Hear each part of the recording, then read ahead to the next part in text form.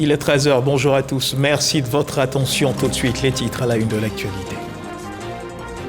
En marge des travaux du 37e sommet ordinaire des chefs d'État et de gouvernement de l'Union africaine auquel il représente le chef de l'État, le vice-président de la République, Timokom Eliet-Kone, a échangé avec la directrice exécutive de l'ONU-SIDA et le nouveau président élu du Conseil de l'Agence spatiale africaine. On en parle dans cette édition. Dans le secteur de l'agriculture, le programme de production alimentaire d'urgence a été lancé dans la région du Gao à Gagnoa par le ministre d'État, ministre de l'Agriculture, du Développement rural et de la Production vivrière, Kobena Kwasi Adjoumani, qui représentait le Premier ministre. Environ 170 milliards de francs CFA pour booster le secteur. On en parle également dans cette édition. Au Sénégal, après l'annulation du report de la présidentielle par le Conseil constitutionnel, le président Macky Sall, dans un communiqué, s'engage à mener sans tarder les consultations nécessaires pour l'organisation de l'élection présidentielle dans les meilleurs délais. Voilà pour l'essentiel. Oui, bonjour à tous. Merci de nous suivre. Nous sommes la Côte d'Ivoire et nous sommes champions d'Afrique de football.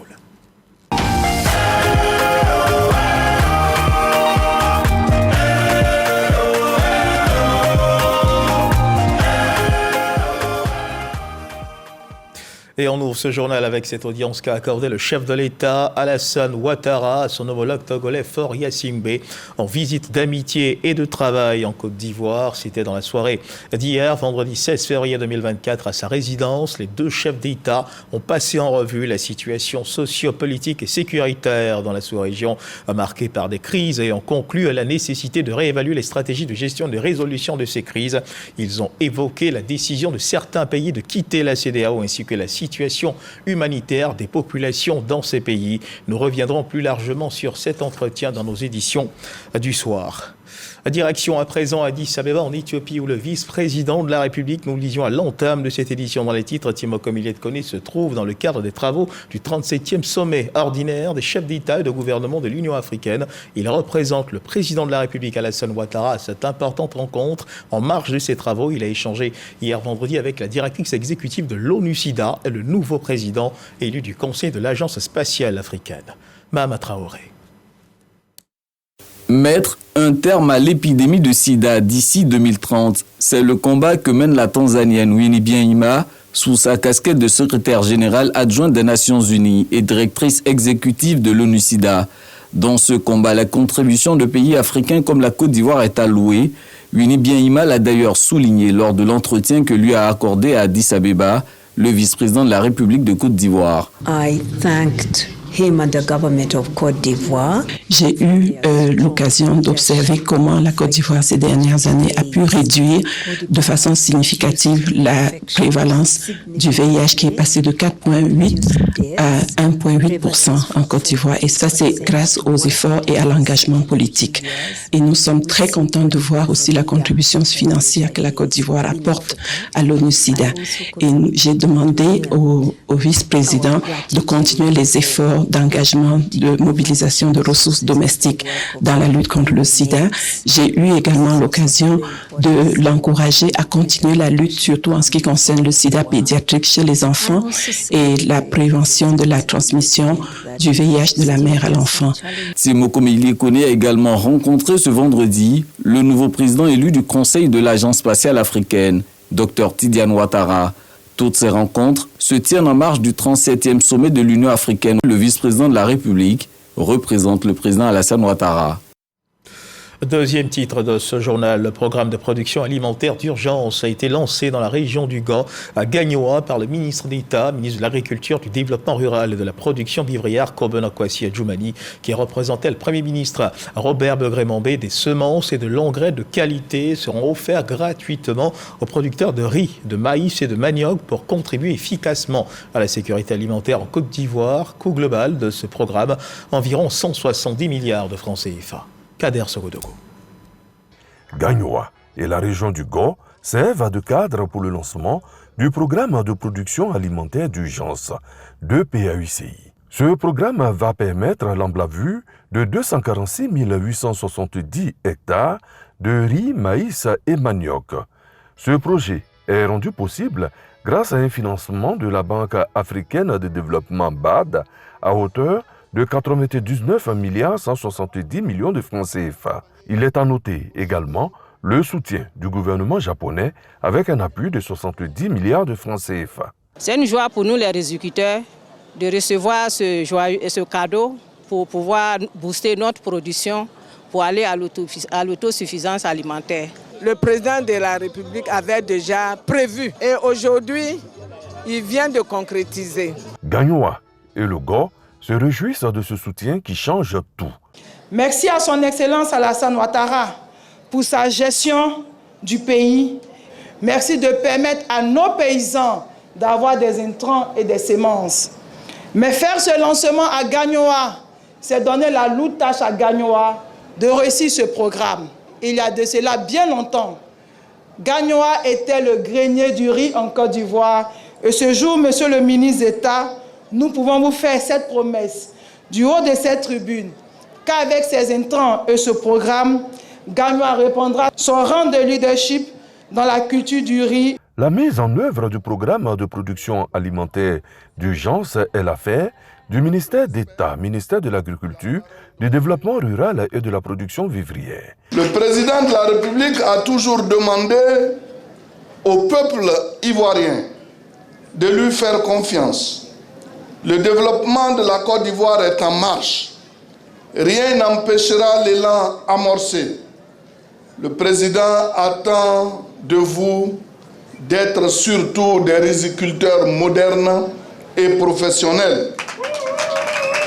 C'est avec vous que nous allons atteindre notre souveraineté alimentaire et permettre au panier de la ménagère d'être bien fourni.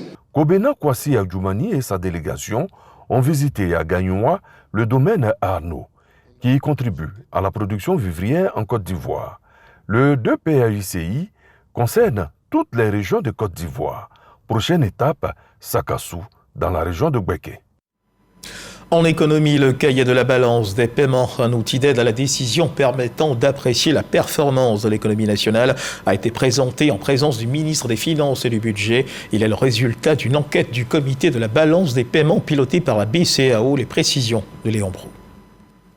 Les échanges extérieurs, c'est-à-dire les importations et les exportations de la Côte d'Ivoire, présentent un solde déficitaire de 304 milliards 900 millions de francs CFA en 2022.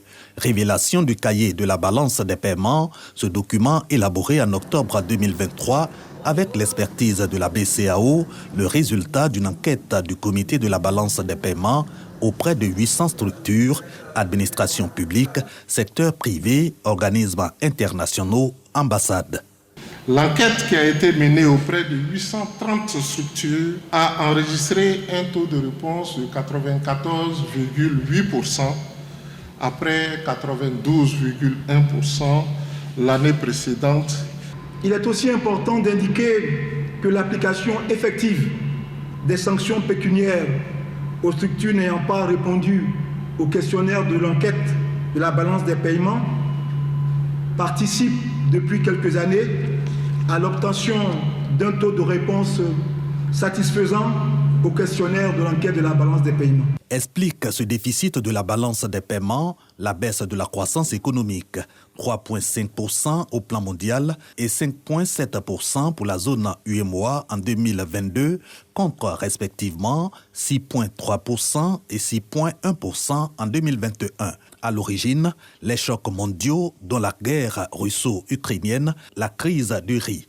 Toutefois, la Côte d'Ivoire est à même d'améliorer sa balance des paiements, selon le ministre des Finances. Adama Koulibaly en veut pour preuve les réformes économiques. Au nombre de ces réformes figure le guichet unique de formalité de création des entreprises, le tribunal de commerce d'Abidjan et la cour d'appel de commerce, le guichet unique du commerce extérieur et la digitalisation des actes et procédures, avec notamment la déclaration et le paiement en ligne des impôts. Le déficit de la balance des paiements enregistré en 2022 correspond à une baisse du produit intérieur brut de 7,7%.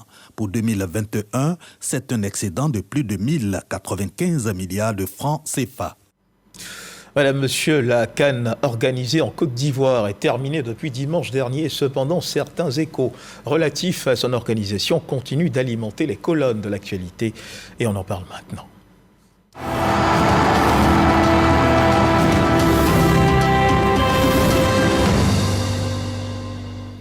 La Coupe d'Afrique des Nations de football terminée, l'on note ses acquis importants pour la Côte d'Ivoire, le Rassemblement des oufouettistes pour la démocratie et la paix.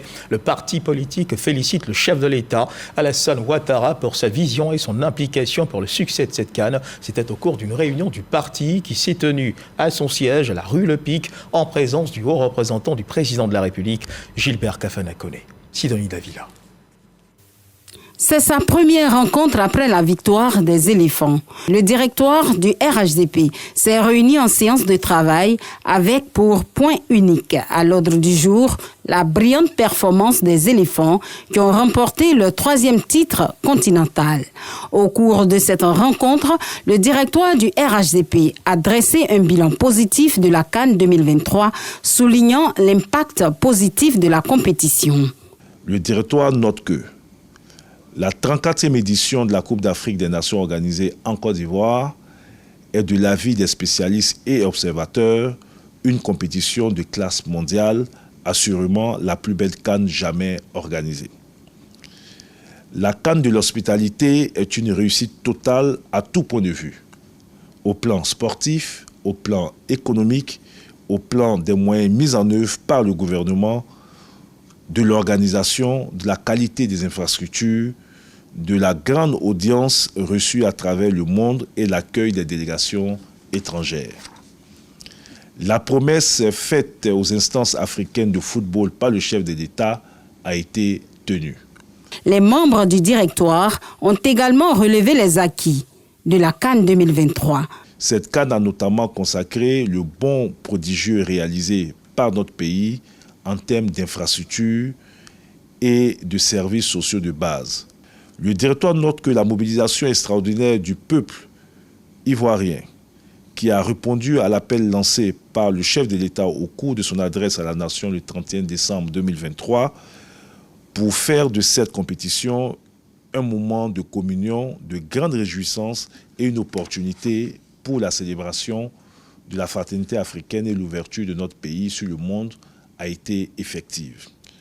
Le directoire note enfin que la compétition a été une occasion pour appréhender le génie ivoirien dans toutes ses dimensions et pour éprouver la maturité de nos institutions. En reconnaissance de ces succès, le directoire a dressé une mention spéciale au président de la République pour saluer son leadership. Tous les acteurs qui ont contribué à cette victoire ont également été félicités. À l'issue des échanges, le directoire a adressé ses admirations et ses vives félicitations, ainsi que son soutien à son Excellence, Monsieur le Président de la République, président du parti pour son leadership gagnant, et son implication effective dans la réussite de cet événement. Cette victoire éclatante des éléphants est le symbole d'une Côte d'Ivoire unie, solidaire, d'une nation soudée qui gagne ensemble. Le directoire adhère et soutient le gouvernement dans ses initiatives en cours de mise en œuvre pour consolider les acquis de la CAN et ainsi pérenniser la vision du chef de l'État. Dirigé par son président Gilbert Kafana Koné, le directoire du RHDP tenait sa 23e séance de travail. Et la direction générale de la RTI qui honore ses agents après la CAN 2023 qui a été une réussite pour le diffuseur hôte de la direction des journaux d'information aux archives en passant par le digital et la production, le magazine et RTI Bouaké. L'ensemble des directions ont été félicitées par Fosseni Dambélé, le directeur général. À l'occasion, les agents qui font valoir leur droit à la retraite, de même que les consultants qui ont travaillé sur la CAN, ont été célébrés. Didier Nguessan.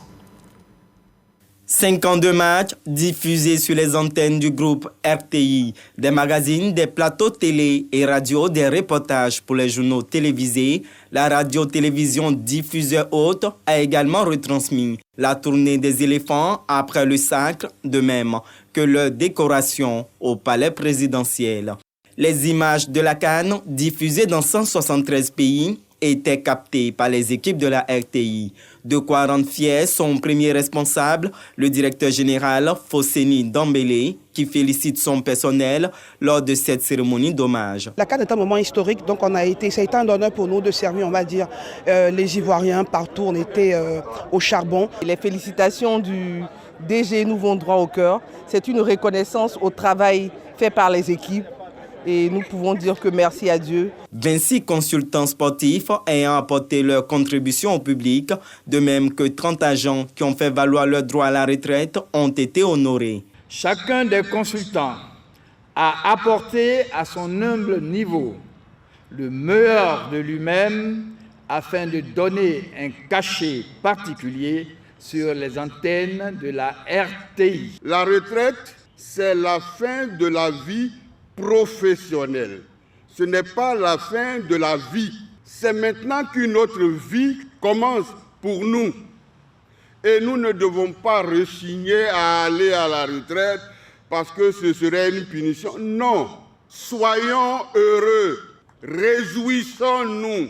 Auteur du fameux slogan « La CAN, c'est chez nous », adopté par tous, la RTI a su être à la hauteur de l'enjeu continental. Comme un seul homme, l'ensemble des agents s'est mobilisé, appuyé par un conseil d'administration soudé autour de son président, appuyé par M. le ministre de la Communication et des Médias, porte-parole du gouvernement, appuyé par le ministre du Patrimoine de l'État, tutelle économique de la RTI, appuyé par les plus hautes autorités. Je veux parler de M. le Premier ministre et au-dessus, Son Excellence Alassane Ouattara. Eh bien, nous avons parcouru ce chemin. Et aujourd'hui, je pense, chers amis, chers collègues, pour emprunter ce mot aux Ivoiriens, en toute humilité, nous avons assuré. Nous avons pu jouer notre rôle et aujourd'hui, nous pouvons être fiers d'être un des acteurs clés de cette réussite nationale qu'a voulu le président de la République, Son Excellence Alassane Ouattara. Félicitations à vous, Monsieur le directeur général de la RTI. Vous nous avez rassurés. Au niveau du conseil d'administration, vous nous avez rassurés de votre capacité à gérer des grands enjeux comme celui que nous venons de vivre. À partir de ce moment-là, notre confiance en vous s'est renforcée, car des grands défis restent encore à venir et nous savons pouvoir compter sur vous pour les relever. Félicitations donc à vous, travailleurs de la RTI, pour votre performance, votre savoir-faire démontré à 3 reprises, au moins le tirage au sort, la Ligue féminine et la CAN 2023. La CAN sur la RTI, c'est une audience cumulée de plus de 15 millions d'auditeurs, de téléspectateurs et d'internautes sur l'ensemble de ces canaux. Une victoire de l'équipe nationale de football à la Coupe d'Afrique des Nations que les populations du Liboutou ont savouré dans les villages de l'Aïo et de Lopou. La joie était intense, une victoire qui était très attendue et qui a été longuement préparée. Et c'est ce que nous dit Eugène Toubé. De la gare routière de Dabou à la mairie jusqu'au CAFOP, on pouvait passer 3 fois plus de temps que d'ordinaire à parcourir cette portion de la route nationale qui traverse la ville. À l'origine de cette situation inhabituelle, la victoire des éléphants à la finale de la CAN 2023 dans leur opposition aux Super Eagles du Nigeria. Ils nous ont mis dans une ambiance qu'on ne pourrait imaginer. En tout cas, je suis heureuse. C'est pas pour me mettre ce soir, je suis très heureuse. Si j'accouche, je vais l'appeler Arley, parce que c'est mon fan. Le bébé a naître un hommage à Sébastien Haller, auteur du but victorieux qui permet à la Côte d'Ivoire d'être sacrée championne d'Afrique en 2023. au village Cannes établi dans les locaux de la mairie, tout comme les maquis et restaurants alentours, à l'heure est avec ses coéquipiers et l'ensemble de l'encadrement des éléphants, auteur de ce bonheur de supporters. Une dizaine de kilomètres plus loin dans le village de Lopou, la même atmosphère, mais le registre est différent. Si les supporters savourent la victoire des éléphants, ils y auront cru jusqu'au bout sans la moindre appréhension. Et à Lopou, hommes, femmes et enfants savent pourquoi. Ballon là, on a joué la nuit. On a joué ballon là la nuit. La coupe est dans notre main. La coupe sera en Côte d'Ivoire. Il n'y a pas quelqu'un. On a travaillé en sous-sol et on a formé toute la Côte d'Ivoire. On va prendre la coupe. Il est plus de 19h quand nous arrivons à Lopou. En route pour le village Cannes installé au foyer des jeunes du village, la population laisse apparaître leur confiance.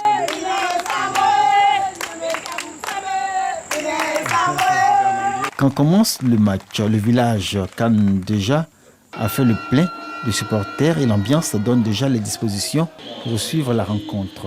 Du début du match au but encaissé par les éléphants, les supporters n'étaient nullement ébranlés. Le match, ça va aller, on va les marquer. 2-1 pour la Côte d'Ivoire, 2-1 pour la Côte d'Ivoire. Une assurance totale et entière. Les supporters de Lopou convaincus que la Côte d'Ivoire va revenir au score pour, au final, remporter le gain de la rencontre.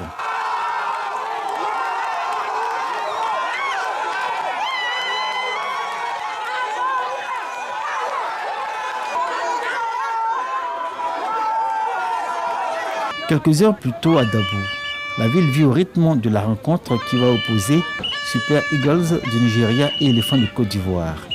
Ici et là, les supporters, chacun à sa façon, se préparent pour suivre le match et apporter aux éléphants un soutien total. Tout comme à Lopou, les supporters sont sûrs de la victoire des éléphants, rappelant à l'envie que Dabou a sérieusement préparé le match.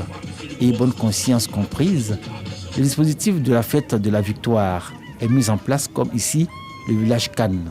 En perspective, orgie ripaille dans les maquis et bars alentours et une brochette d'artistes en vogue attendue. Tout le peuple Léboutou est avec les éléphants. Donc aujourd'hui encore, c'est une autre preuve. Envoyer de bonnes zones et prier pour les éléphants pour que nous puissions avoir, comme vous avez remarqué, sur mon maillot, la 3e étoile. J'ai confiance. Ouais, nous on prend la coupe, ça reste chez nous ici. Je ne suis jamais découragé même. Même quand on a gagné la Côte d'Ivoire 4-0 là, ça ne m'a rien dit. Voilà. Je savais que on allait se retrouver. Près de 5 heures plus tard, ce qu'ils ont souhaité et espéré est devenu réalité. Les éléphants sont champions d'Afrique 2023. Les Ivoiriens, supporters moiseux et fiers, ont leur part de mérite et nous doutent aussi ceux de Dabou. Orbaf, Lopou, Layo, Montpouem, Debroumou, Akradio, les autres localités du Léboutou, pour tout leur soutien, quelle qu'en soit la nature. Regardez la petite déviation derrière. Regardez les petits buts faits.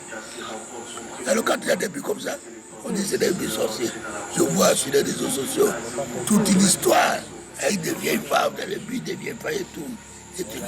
Non, Akradio, c'est un village qui nous a inspirés, qui nous a accompagnés dans le mental.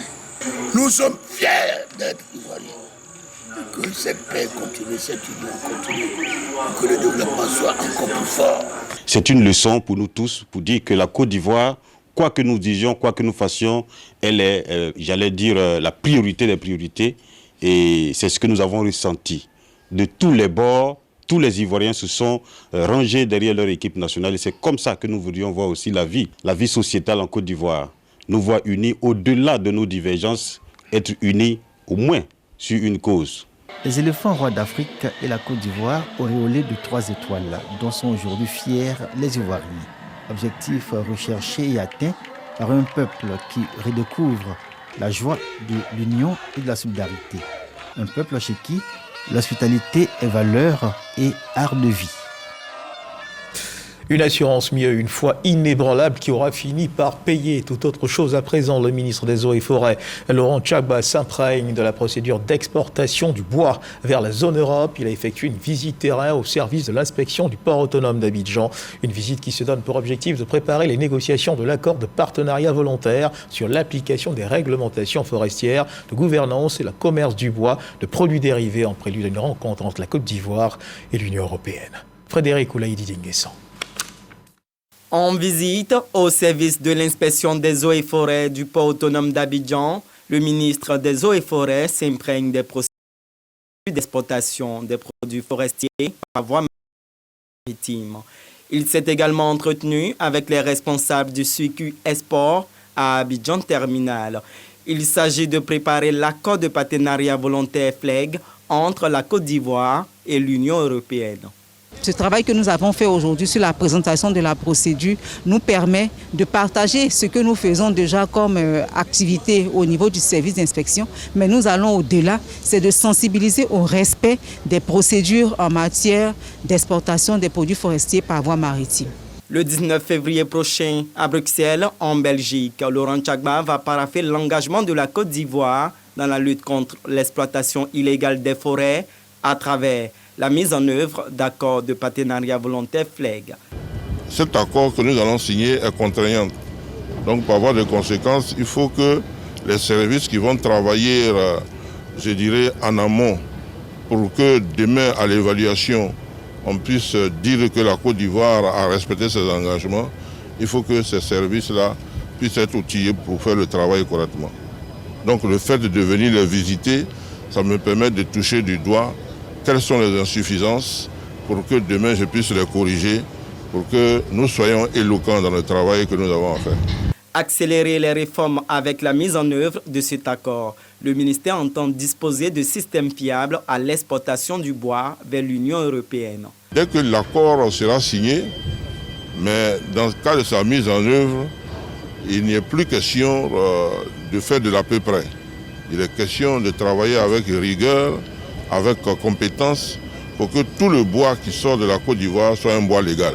En marge de cette signature, plusieurs rencontres de haut niveau sont à l'agenda du ministre des Eaux et Forêts. L'une des ambitions, la protection du couvert forestier ivoirien. Dans l'enseignement technique, 91 encadreurs ivoiriens qui étaient en formation en Chine sont rentrés en Côte d'Ivoire. Ces encadreurs pédagogiques ont pu renforcer leurs capacités dans diverses spécialités. Ils ont été reçus par le ministre de l'enseignement technique, de la formation professionnelle, de l'apprentissage, Kofi Nguessan. C'était au lycée technique de Cocody. Jean-Marc Djadji. 91 formateurs et encadreurs pédagogiques de retour de formation de Chine. Ils sont présentés par le ministre de l'Enseignement technique, de la formation professionnelle et de l'apprentissage, Kofi Nguessan. Ces derniers ont suivi une formation intensive de 4 mois dans le but de renforcer leurs capacités. Cette initiative du ministère de tutelle et du gouvernement chinois contribue à la modernisation du dispositif de formation professionnelle en Côte d'Ivoire. Nous avons observé l'environnement des écoles chinoises, échangé avec nos formateurs et avec des étudiants chinois, malgré la barrière linguistique. De ces observations et échanges, nous pouvons affirmer l'existence d'un environnement sain, propre et propice au travail. La Chine est un partenaire important de la Côte d'Ivoire et la coopération dans le domaine de la formation professionnelle constitue une partie importante de la coopération bilatérale. L'amélioration des performances de ces formateurs s'inscrit dans le cadre du projet AVIG, un programme qui vise la construction et l'équipement de 7 établissements de formation professionnelle à travers le pays. Je voudrais remercier les partenaires chinois pour la qualité du travail abattu. Nous sommes convaincus que cette formation a permis à nos formateurs d'acquérir de nouvelles compétences et expériences qu'ils mettront au service du ministère de l'Enseignement technique, de la formation professionnelle, de l'apprentissage et au profit de tous leurs apprenants. Un départ de 93 formateurs, encadreurs pédagogiques et de 15 chefs d'établissement pour la Chine est prévu dans les prochains mois. La 12e édition du Salon de l'éducation du Canada, dénommé Édu-Canada, a été lancée par l'ambassade du Canada en Côte d'Ivoire. Cette plateforme destinée aux étudiants et chercheurs internationaux vise à fournir des informations sur les études au Canada. Les ministères chargés de l'éducation, de l'enseignement supérieur et celui de la formation professionnelle de Côte d'Ivoire se sont engagés à travers ce salon à répondre aux ambitions des étudiants ivoiriens. Jean-Marc Djadji. Une centaine d'élèves et étudiants ivoiriens en discussion avec des représentants de 12 collèges et universités du Canada. Ils se renseignent sur le milieu scolaire canadien, les écoles et les possibilités de bourse d'études dans ce pays. Nous sommes à la 12e édition du Salon de l'éducation du Canada, dénommé Édu-Canada. Là-bas, il y a la diversité parce que maintenant, tout le monde sait, il y a beaucoup d'étudiants maintenant qui partent au Canada pour se spécialiser dans les thèmes ouvriers. Donc, ça fait que ça pousse plus à partir au Canada plus que dans les autres pays. Ce salon sonne comme une opportunité pour les élèves et étudiants ivoiriens, selon Anderson Blanc, ambassadeur du Canada en Côte d'Ivoire. Je vous invite donc, chers étudiants et étudiantes, à échanger avec ces représentants. Posez-leur toutes les questions que vous avez à l'esprit. C'est l'occasion ou jamais. Étudier au Canada vous permettra d'obtenir un diplôme reconnu aux 4 coins du monde. Mais ce qu'on doit vous dire aussi, c'est qu'on a beaucoup de partenariats. Maria Toukone et Kofi Nguessan, respectivement ministres de l'Éducation nationale et de l'enseignement technique, s'engagent à s'inspirer de l'expérience canadienne et à soutenir cette initiative. La vision de son Excellence M. Alassane Ouattara, celle de faire de notre jeunesse une jeunesse qualifiée, compétente, qui pourrait être insérée durablement en activité. Donc il faut aller chercher l'expertise là où elle se trouve et nous avons quelques moyens à mettre à la disposition de vous, les jeunes, qui allez embrasser les filières techniques. Je voudrais profiter de cette occasion pour réaffirmer l'engagement du gouvernement et du peuple de la Côte d'Ivoire à collaborer avec le peuple frère canadien pour œuvrer en faveur d'une éducation de qualité et de mérite. À ce jour, la Côte d'Ivoire enregistre 3000 étudiants au Canada et se positionne comme le 3e pourvoyeur en Afrique subsaharienne, selon le gouvernement canadien. Le développement de la région de la Nawa et le renforcement de la cohésion sociale et de la paix au sein de cette région était au centre d'une rencontre entre le préfet de cette région et les populations, un cadre d'échange qui a réuni toutes les couches sociales de la Nawa. Patricia Omoetia. Le préfet de la région de la Nawa, préfet du département de Soubré, veut trouver des solutions aux préoccupations des populations, notamment le développement de la région et le renforcement de la cohésion sociale. Il m'a été donné de constater que Grande Capri est une CDAO en miniature. Parce que j'ai vu un peu toutes les populations ici, et c'est cet esprit qu'on cultive. À la faveur de la victoire des éléphants, vous avez vu qu'on est un peu unis. Donc il faudrait que cette unité-là se répercute dans nos villages, dans nos hameaux, et qu'on continue à vivre ensemble. On est là pour vous et on va faire du bon travail. On travaille pour les populations, il faut qu'on sache ce qu'elles veulent et qu'est-ce qu'on peut leur servir pour les satisfaire. Et pour ce faire, il faut venir auprès de ces populations, toucher du doigt leurs problèmes, leurs préoccupations. Occasion pour Kwame Bi Kalou Clément de lancer un appel au cadre de la sous-préfecture présent à cette rencontre. Il les a exhortés à travailler dans la fraternité afin de développer grands attraits. Dans l'actualité internationale au Sénégal, après l'annulation du report de la présidentielle par le Conseil constitutionnel, le président Macky Sall, dans un communiqué, s'engage à mener sans tarder les consultations nécessaires pour l'organisation de l'élection présidentielle dans les meilleurs délais. Cependant, aucun rendez-vous électoral n'a encore été annoncé par le chef de l'État. Certains membres de la majorité affirment déjà qu'il sera difficile d'organiser une présidentielle avant le 2 avril, comme l'exige la Constitution. La société civile dit vouloir maintenir la pression et tente de poursuivre sa mobilisation. Voilà qui marque la fin de cette édition. Merci de nous avoir suivis. Agréable début de week-end. Dieu garde la Côte d'Ivoire.